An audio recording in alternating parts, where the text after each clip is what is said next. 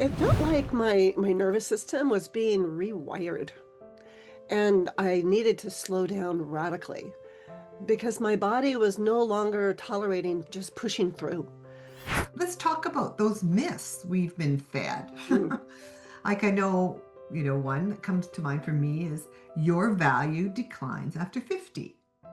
Or if you're not fertile, you're not feminine. Because the truth is our bodies hold a different kind of fire in midlife, and it's drastically less about producing and more about radiating. We become less compliant and much more honest.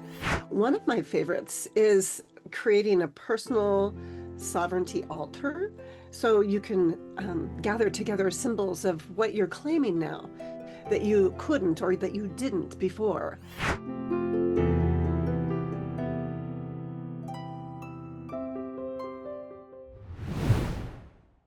Welcome back to the Healing You Method podcast. I'm GloriaLybecker.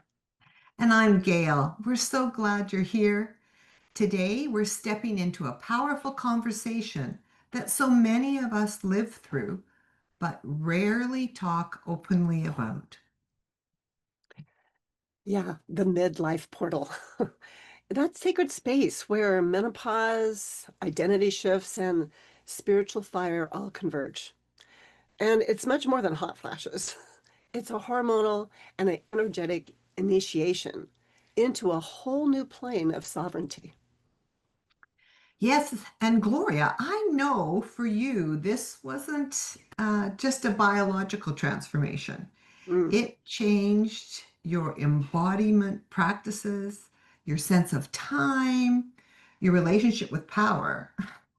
So, can you share how menopause reshaped things for you? Yeah, absolutely. It felt like my nervous system was being rewired, and I needed to slow down radically because my body was no longer tolerating just pushing through. So I began listening more and softening into being more present rather than forcing outcomes. The horses really were great mirrors for me during this whole time because they reflected back my need for rest, for silence, and for more spaciousness. Because there was some grieving I needed to go through for the version of myself that I was letting go of. Mm. And that resonates for me deeply. Um, and, we hear in our society often that menopause is an ending. But you experienced it more as a rite of passage, it sounds like, didn't you, Gloria? Yeah, it really was. It was a shedding of one skin and then revealing of something that's really ancient and very wise underneath. And it gave me the, I don't know, like permission to stop performing and to really be in full choice. And there's a sovereignty that only comes when the body stops catering to everybody else's rhythm, which that was definitely my pattern. Yeah. Well, if it's okay, let's talk about those myths we've been fed. Mm. Like I know, one that comes to mind for me is your value declines after 50. Or if you're not fertile, you're not feminine. Mm. So I just want to let's just call some BS on that. Yeah, for sure.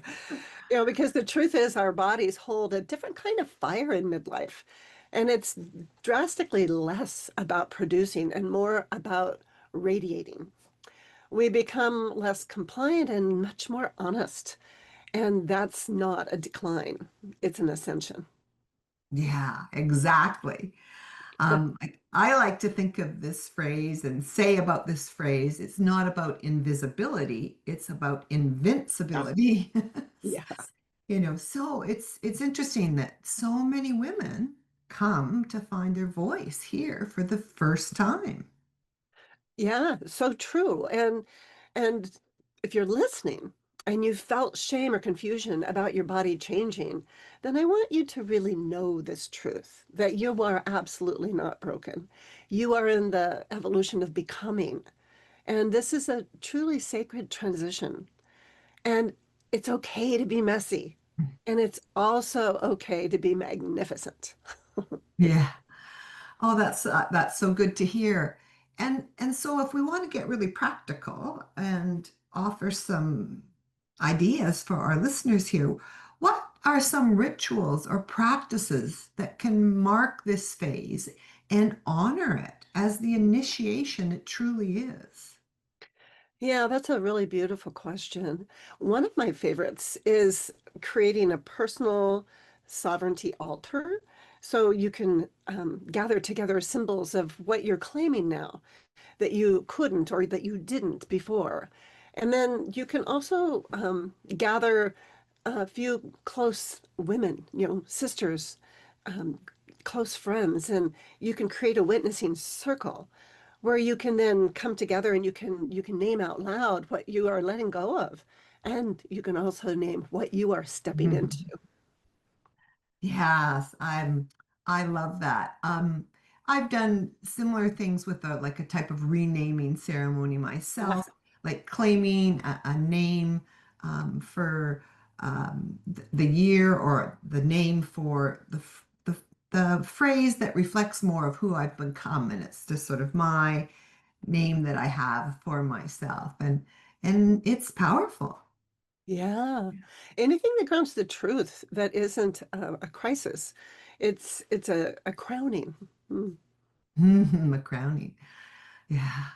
Well, that's a perfect note to end on. And midlife isn't the beginning of the end, it's the beginning of your most unapologetic self. Yeah. And next week, we are thrilled to be joined by Kendra Bostic, a social impact co-founder and a PhD candidate who's passionate about empowering through experiential education.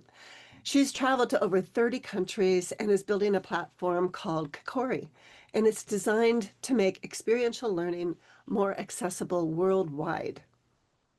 Yes, and Kendra brings such heart and vision and clarity to how we educate and connect and transform, especially in youth and school systems. It's just quite amazing.